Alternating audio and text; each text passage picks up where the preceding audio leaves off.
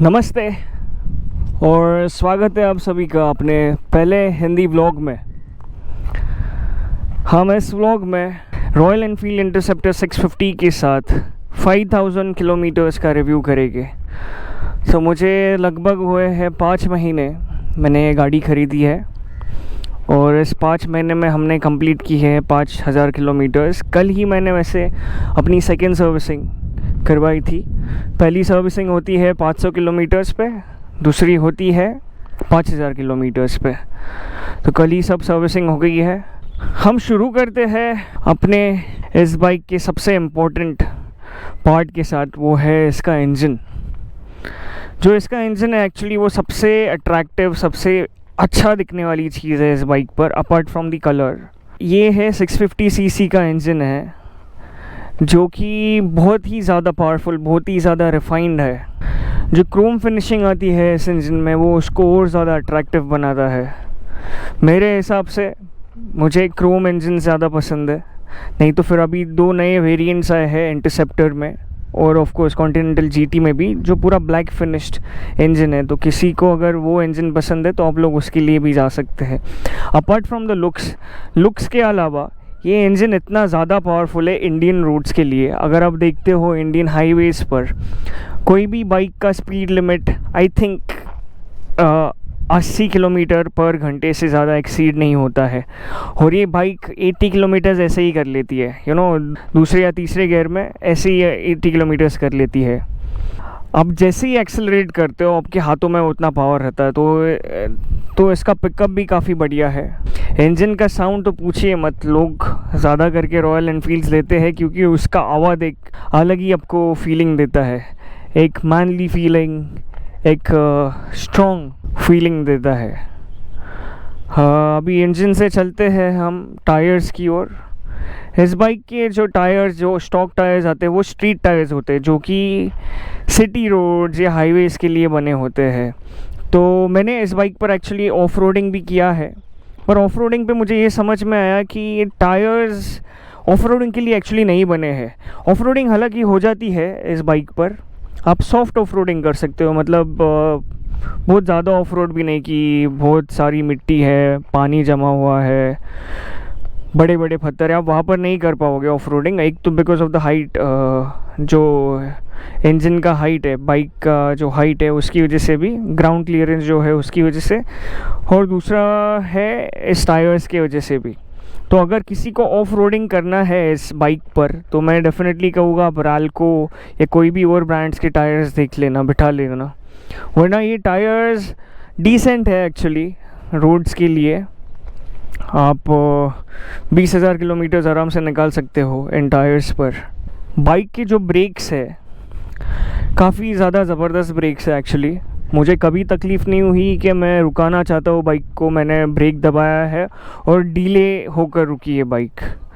मैं जब भी मैं हाईवेज़ पर गया हूँ, जब भी मैंने ऑफ रोडिंग की है, जब भी मैंने सिटी रोड्स पर चलाया है, ब्रेक्स ने काफ़ी अच्छा रिस्पॉन्स दिया है। तो brakes are I think decent enough for the bike. अभी हम सीट की बात करते हैं। वेल, सीट ही एक चीज़ थी जो मुझे फंक्शन वाइज या फिर इस्तेमाल के हिसाब से पसंद नहीं आई थी इस बाइक पर। तो मैंने क्या किया था कि 10 दिन ही, जैसे मैंने बाइक ली थी उसके 10 दिन बाद ही मैंने ये सीट बिठा ली थी। तो ये एक टूरिंग सीट है, ये प्रीमियम टूरिंग सीट है एक्चुअली रॉयल एनफील्ड की। मैंने देखा है अभी तक ये वेबसाइट पर अवेलेबल नहीं हुई है, पर आई थिंक शोरूम्स पर सब जगह पे है, क्योंकि मैंने जिस शोरूम से लिया है, मैं कल सर्विसिंग के लिए भी वहाँ पर गया था, वहाँ पे भी अवेलेबल है, पर वेबसाइट पे पता नहीं उन्होंने क्यों नहीं डाला है। बट ये सीट भी एक्चुअली बहुत बढ़िया भी नहीं है, बट काम चलाऊ सीट है, मतलब आपका काम निकल जाएगा। मैंने इस सीट पर मैंने पुणे टू बैंगलोर किया है, जो कि 860 किलोमीटर होता है पूना से। जब मैं हुबली पहुंचा था, हुबली के बाद से मुझे थोड़ा बैक पेन होने लगा था, बट हुबली भी पूना से आई थिंक 450 किलोमीटर कुछ तो है। तो इस बाइक का सीट का एक्चुअली आप बोल सकते हो कैपेसिटी इज़, अगर आप बिना थके, बिना कुछ बैक पेन वगैरह के जाना चाहते हो तो 400-450 किलोमीटर आराम से आप एक दिन में कर सकते हो इस बाइक पर, इस सीट पर। अभी स्टैंड्स, ये जो बाइक का स्टैंड्स है, इस स्टैंस की वजह से मैंने ये बाइक चूज़ की थी। तो मैं ऐसा इंसान हूँ कि मैंने काफ़ी सारे बाइक्स चलाया। मैंने एडवेंचर से लेके नेकेड से लेके स्पोर्ट्स से लेके काफ़ी अलग अलग तरीके के बाइक्स चलाए हैं। तो मुझे कभी भी कोई भी एक स्टाइल पसंद नहीं आता है कोई बाइक में। अगर तो मेरे पास पहले जैसे क्लासिक 350 थी, मैंने आई थिंक 7-8 महीने में ही चेंज करके मैंने हिमालयन स्क्रैम ले ली थी। फिर हिमालयन स्क्रैम भी मैंने 1 साल बदलने के बाद मैंने ये ले ली थी। अभी पता नहीं, इसको तो 5 महीने हो चुके हैं। मुझे तो काफ़ी ज़्यादा पसंद आ रही है, only because of the stance. इसमें स्टैंस कैसा है कि थोड़ा आपको लीन करना पड़ता है, बिकॉज इसका टैंक जो है ये टैंक थोड़ा लॉन्ग है। तो जो भी ये राइडर बैठता है उसको थोड़ा सा लीन करना पड़ता है, ज़्यादा भी नहीं, जीटी जैसे, कॉन्टिनेंटल जीटी जैसे, पर थोड़ा सा लीन करना पड़ता है, जिससे क्या होता है कि एक स्पोर्टी पोजीशन मिल जाता है। और साथ में क्योंकि इसका हैंडल बार वाइड है, थोड़ा ऊपर है, तो एक क्रूजिंग स्टैंस भी आता है। तो मुझे दोनों स्टैंसेस में मिल जाते हैं जब भी मैं राइड करता हूँ। तो मुझे बाइक काफ़ी ज़्यादा पसंद आती है इसमें, इस तरीके से। बाकी अगर टेक्निकलिटी की बात करें तो 2 डिस्क ब्रेक है, एक फ्रंट में है और एक पीछे है। दोनों ही बाई ब्रे यानी कि बाई ब्रेम्बो जो कंपनी है उसके ब्रेक्स है। ड्यूल सिलेंडर है ऑफ कोर्स। 2 ऐसे एग्जॉस्ट आते हैं और वो काफ़ी ऊपर, क्योंकि ऊपर की तरफ मूव करते हैं ना। तो अगर आप पानी में भी ले जाते हो, बारिश में, गहरे पानी में, आप तो जानते हो इंडियन रोड्स पे बारिश में पानी जब जम जाता है कभी कभी अपने घुटनों तक आने लगता है, तो उस वक्त भी ये बाइक आपका आराम से निकल जाएगा। हेडलाइट की अगर बात करें तो हेडलाइट दिखने में काफ़ी सुंदर बनाया है, और ये नया हेडलाइट है एक्चुअली। तो ये जो हेडलाइट है ये नया हेडलाइट है, ये 2024 मॉडल्स में आया है। सबसे पहले ये हेडलाइट सुपर मीटियोर में रॉयल एनफील्ड ने दिया था। ये एक एक्चुअली एलईडी हेडलाइट है, मैं आपको लगा कर दिखाता हूँ। तो अभी इसके नीचे का पार्ट, क्योंकि दिन में आपको दिखेगा नहीं, तो नीचे का पार्ट लाइट हो चुका है सिर्फ ऑन करने पे। अभी मैं बाइक को ऑन करता हूँ। सी, दिस इज़ द हेडलाइट। दिन में डल दिखेगा ऑफ कोर्स, वो दिन में थोड़ा डल दिखेगा, बट ठीक ठाक है। मतलब मैंने नाइट राइड भी की है, और नाइट राइड में मुझे इतना मज़ा नहीं आया एक्चुअली। हेडलाइट से थोड़ा ब्लाइंड पैचेस रह जाते हैं। तो अगर किसी को नाइट राइड करना है, मैं सजेस्ट करूँगा कि आप थर्ड मार्केट ऑक्सिलरी लाइट्स ये सब भी बिठा ले, बिकॉज़ ये हेडलाइट सफिशिएंट नहीं रहेगा आपके नाइट जर्नी को पूरी लाइट देने के लिए। सबसे इम्पोर्टेंटली शॉक एब्जॉर्बिंग जो है इसका सस्पेंशन है, ये एक स्टिफ सस्पेंशन है। तो इसमें बाइक की गलती नहीं है एक्चुअली। कोई भी अगर सिटी बाइक होती है, तो जैसे interceptor is a city bike, is a road bike, आप इसे ऑफ रोड नहीं बोल सकते हो। हाँ, ये एक स्ट्रीट बाइक है। तो कोई भी स्ट्रीट बाइक का आप सस्पेंशन अगर देखते हो तो स्टिफ साइड पे रहता है, और वैसे ही इस बाइक का है। पर ट्रस्ट मी, जैसे मैंने कहा कि हुबली तक जब मैं पहुंचा पूना से, तो 450 किलोमीटर कुछ तो हुए थे, तब तक मुझे कोई तकलीफ़ नहीं हुई थी। उसके बाद से अगर आप कंटिन्यूसली इस गाड़ी पर 16-18 घंटा स्पेंड करते हो, जैसे मैंने स्पेंड किया था अपने पुणे टू बैंगलोर और बैंगलोर टू पुणे जर्नी पे, तब डेफिनेटली आप कैसा भी बाइक रहने दो, को क्रूज़र रहने दो या फिर स्ट्रीट बाइक या नेकेड बाइक, आपको तकलीफ़ होगा ही। सिर्फ बात ये रहती है कि कितना देर तक बाइक आपको बिना तकलीफ़ के रख सकती है। तो इंटरसेप्टर आई कैन से कि 8-10 घंटे आप बाइक पर रह सकते हो आराम से, बिना कोई बैक पेन के, बिना कोई सस्पेंशन प्रॉब्लम के। हम इसका कंसोल देख लेते हैं। तो ये बहुत ही सिंपलिस्टिक और मिनिमलिस्टिक कंसोल दिया गया है रॉयल एनफील्ड ने, और इसी चीज़ की वजह से मुझे ये बाइक पसंद आती है, क्योंकि बहुत मिनिमल बाइक है ये, कुछ ज़्यादा चीज़ें नहीं है। आपने अगर पुरानी हिमालयन 411 का कंसोल देखा रहेगा, तो उसमें काफ़ी सारे अलग अलग इंडिकेटर्स है, स्पीडोमीटर, ओडोमीटर, न्यूट्रल गियर, काफ़ी सब चीज़ें थी। पर अगर आप ये देखते हो, आप अगर इंटरसेप्टर का कंसोल देखते हो, तो बहुत ही सिंपल है। 2 सर्कल्स है, एक स्पीडोमीटर है, यहाँ पे आरपीएम आपको बताता है। आरपीएम के पास neutral, battery, engine, ABS, oil के इंडिकेटर्स है। और जहाँ पे स्पीडोमीटर है वहीं पे पेट्रोल दिखाता है आपको कितने किलोमीटर्स है। आप ट्रिप्स देख सकते हो कितना हुआ है। बस काफ़ी सिंपलिस्टिक बनाया गया है। तो कुछ लोगों को ऐसे पसंद आता है, कुछ लोगों को नहीं। अगर आप इसको मॉडर्न कोई भी बाइक से कंपेयर करोगे तो वैसे आपको कुछ काफ़ी सारी चीज़ें इसमें मिसिंग दिखेगी। अगर आप स्टार्ट करते हो इलेक्ट्रिक कंसोल से ही तो आपको उधर ही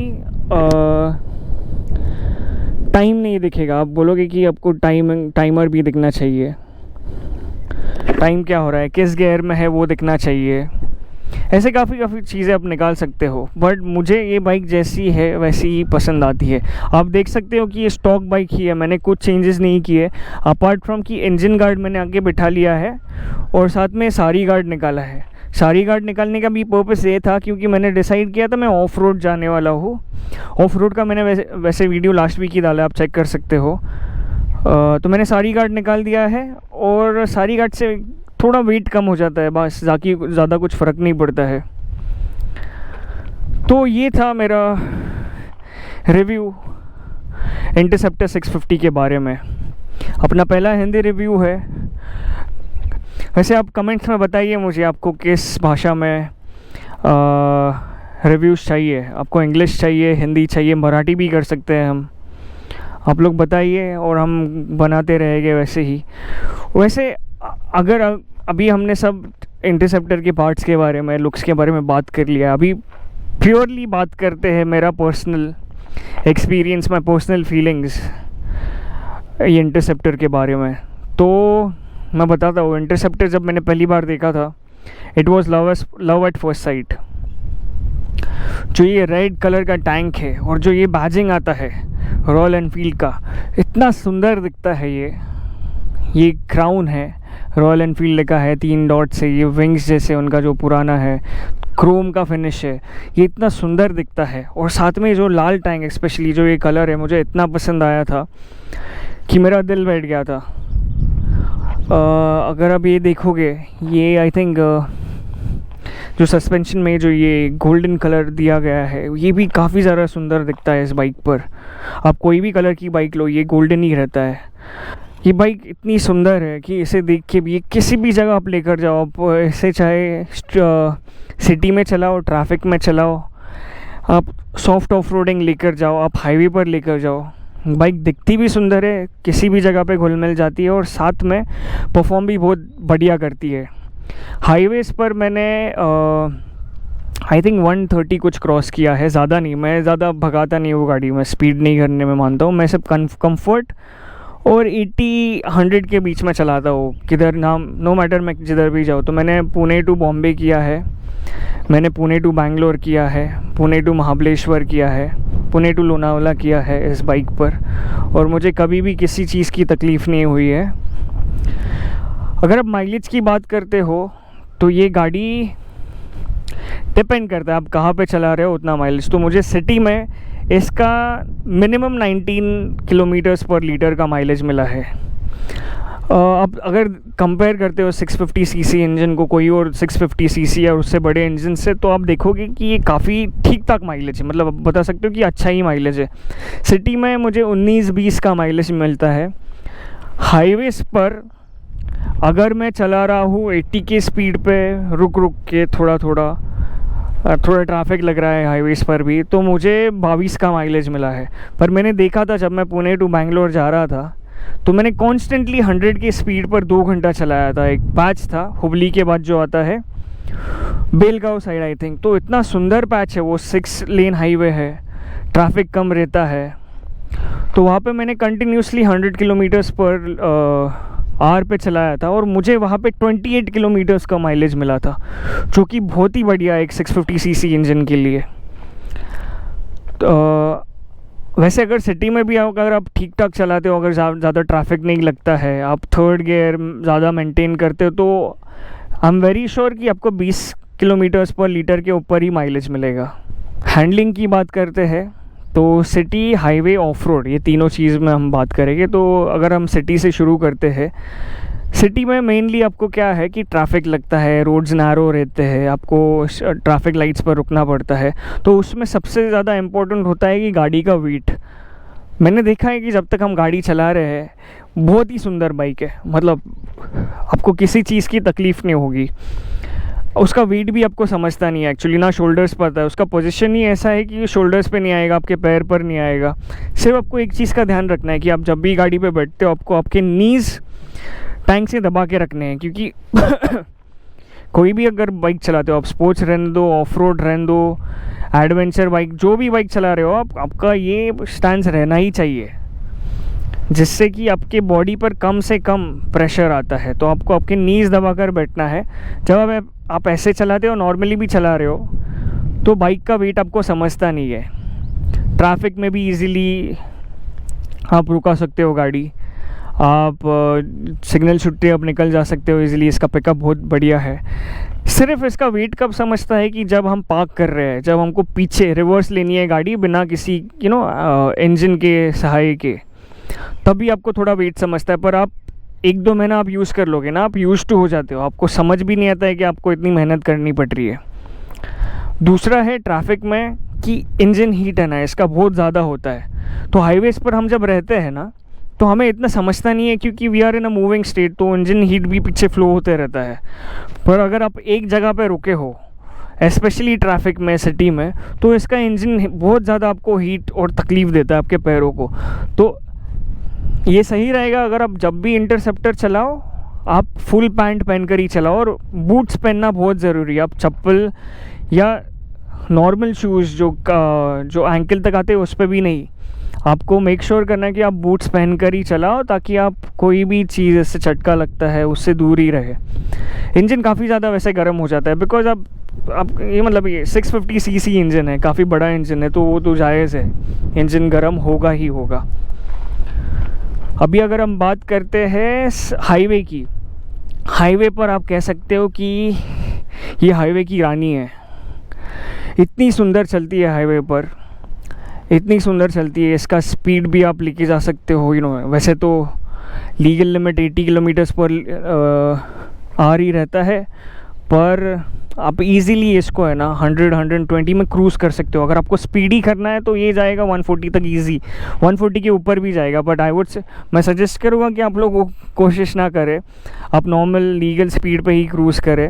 वैसे बहुत पावरफुल है। अगर मैंने देखा है, जब भी हम किसी बड़े गाड़ी को ओवरटेक करना चाहते हैं, हाईवेज़ पर काफ़ी सारे बड़े गाड़ियाँ आते हैं, राइट, हैवी व्हीकल जिसको कहते हैं, तो आप वो काफ़ी ज़्यादा स्पीड में भी रहते हैं, और आपको अगर उनको ओवरटेक करना है तो आपको स्पीड लगता ही है। तो मैंने देखा, मैं 100 के स्पीड पे था, दूसरी बड़ी गाड़ी काफ़ी ज़्यादा स्पीड पर जा रही थी, मैंने 100 के स्पीड पे भी एक्सेलेरेटर दिया तो ईज़िली ओवरटेक कर लिया। तो इतना पावर है इसके इंजन में कि 100-110 पे भी आप जब रहोगे, उस स्पीड पे भी आपको किसी को ओवरटेक करना है तो ईज़िली आप कर सकते हो। हाईवे पर इसका जो वेट है ना, ये आपको एडवांटेज बन जाता है एक हिसाब से, क्योंकि क्या होता है, हमने जब देखा है कि हम किसी बड़े गाड़ी को फिर से ओवरटेक करते हैं ना, तो एक हवा का पुश आता है आपकी ओर, एक झटका लगता है आपको, जो कि आपको थोड़ा अनस्टेबल करता है। बट इसका जो वेट है ये बहुत स्टेबिलिटी देता है आपको बिल्कुल भी समझ नहीं आएगा कि आपने ओवरटेक किया, हवा का गश ऑफ विंड हमको लगा है। हाईवे पर इसके टायर्स भी बहुत ज़्यादा अच्छे चलते हैं, सस्पेंशन भी हाईवे के लिए ही बना है, सिर्फ सस्पेंशन जो लगता है, तो हाईवे पर सिटी में काफ़ी ज़्यादा अच्छा परफॉर्म करती है। अब बात आई ऑफ रोड की। ऑफ रोड मैं आपको रिक्वेस्ट करूँगा, आप लोग सच में जाके मेरा पुराना लास्ट वीक वाला ऑफ रोडिंग वीडियो देखिए। उसमें मैंने इस बाइक को ऐसी जगह पर चलाया है कि जहाँ पे हिमालय नहीं जा सकती है, पर इस बाइक ने इतना अच्छा परफॉर्म किया है। और ट्रस्ट मी, इसका ग्राउंड क्लियरेंस बहुत कम है, पर मुझे उस जर्नी पर एक बार भी नहीं लगा कि ये इसका ग्राउंड किसी पत्थर को या किसी चीज़ को टच हुआ है। इसका पावर एक तो बहुत इम्पोर्टेंट है, जब ऑफ रोडिंग करते हो किधर गाड़ी अटक जाती है तो इसका पावर बहुत ज़्यादा काम में आता है। मेरी स्क्रैम कई बार अटक चुकी है ऑफ रोडिंग में, बट उसी जगह पे मैंने इंटरसेप्टर लेके गई है और वहाँ से इजीली निकल जाती है। थोड़ा वेट आपको हैवी लगता है, ऑफ कोर्स ऑफ रोडिंग में ना आपका वेट आपके शोल्डर्स पर आता ही है, बिकॉज आपको वो स्टैंस में रहना पड़ता है ऑफ रोडिंग के वक्त। पर वो मैनेजेबल है। आप स्लोली मूव करो जैसे आप नॉर्मली ऑफ रोडिंग हिमालयस पर भी, हिमालयन या स्क्रैम पर भी करोगे, वैसे ही आपको चलानी है। मैंने इसको बहुत हार्डकोर ऑफ रोडिंग किया है और बहुत ही बढ़िया हुआ है। मुझे कभी नहीं लगा कि मुझे बिल्कुल भी नहीं लगा कि ये ऑफ रोड बाइक नहीं है। बट फिर भी मैं सजेस्ट करूँगा कि आप लोग सॉफ्ट ऑफ रोड ही इस पे करना। अगर किसी को बहुत ही ज़्यादा पसंद है ऑफ रोडिंग करना, हार्डकोर ऑफ रोडिंग करना, तो मैं सजेस्ट करूँगा आप इसमें सब टायर्स बदल दीजिए। बस आपको और कुछ चीज़ करने की ज़रूरत नहीं, आप लेके जाइए इसको प्रॉपर ऑफ रोड पे। सस्पेंशन भी मुझे इतना समझ नहीं आया क्योंकि मैंने half an hour he of road किया था। तो वही है, अब जितना देर तक चलाओगे या ऑफ रोडिंग करोगे आपको तभी सस्पेंशन का प्रॉब्लम समझ आएगा। क्योंकि नया नया हम जब चलाते हैं ना तो इतना फ़र्क नहीं पड़ता है हमको स्टिफ सस्पेंशन का, पर काफ़ी देर अगर वहीं पे बैठे हैं और सस्पेंशन ठीक नहीं है तभी आपको फ़र्क लगता है बाइक में। तो ये मेरा रिव्यू था इंटरसेप्टर का। ऑल इन ऑल ओवरऑल मैं बताऊँगा कि इससे ज़्यादा बढ़िया रॉयल एनफील्ड मैंने अभी तक नहीं देखी है। ये मेरा कंक्लूडिंग स्टेटमेंट रहेगा। अगर आप प्राइसिंग भी देखते हो तो ये मुझे बाइक मिला था जनवरी के आसपास, आई थिंक अराउंड 2,60,000, 3,60,000, जो कि काफ़ी बहुत बढ़िया प्राइस है। अगर इस रेंज के आप बाइक्स देख रहे हो, अगर आप 650 सीसी इसका बिल्ड क्वालिटी वगैरह देख रहे हो, तो इससे अच्छा प्राइसिंग मुझे कभी नहीं किधर नहीं दिखा है। तो आप लोग कमेंट्स कीजिए आपको कैसा लगा ये रिव्यू। अपना पहला हिंदी रिव्यू था और मैं करता हूँ अभी तैयारी अपने नेक्स्ट व्लॉग की। मेरा नेक्स्ट व्लॉग वही भाषा में रहेगा जिस भाषा में आप लोग बताओगे। So do comment, do let me know आपको इंग्लिश चाहिए या हिंदी व्लॉग चाहिए।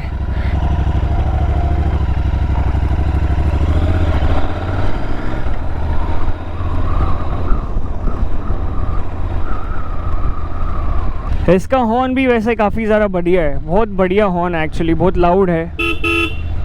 देखा आपने, मैंने शॉटगन और सुपर मीटियर का हॉर्न देखा है, बहुत ही ज़्यादा लाइट लगता है। वो ऐसे लगता नहीं है कि बड़ी गाड़ी का हॉर्न है।